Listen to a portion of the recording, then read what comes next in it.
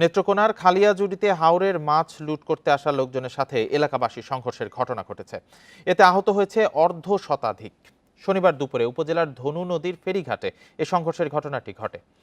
Police জানায়, সকালে খালিয়াজুড়ির ইজারাকৃত কাঁঠালজান ও মরাগাঙ্গের মাছ লুট করার জন্য ধনু নদীর পাড়ে জমায়েত হয় বিভিন্ন উপজেলার কয়েক হাজার মানুষ। এই ঈদে জামা জুতো অ্যাক্সেসরিজের ডিসকাউন্ট। তারা রসুলপুর ফেরিঘাটের পাশে পিকআপ ভ্যান, অটোরিকশা, মোটরসাইকেল সহ বিভিন্ন যানবাহন রেখে নদী পার হওয়ার চেষ্টা করে। এ সময় ফেরিঘাটের লোকজনের সাথে মাছ শিকারীদের কথা কাটাকাটির এক পর্যায়ে সংঘর্ষ শুরু হয়।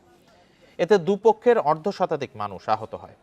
ভাঙচুর ও আগুন দেওয়া হয় শতাধিক যানবাহনে। খবর পেয়ে পুলিশ ও সেনাবাহিনী ঘটনাস্থলে গিয়ে পরিস্থিতি নিয়ন্ত্রণে আনে। আটক করা হয় অন্তত 40 জনকে।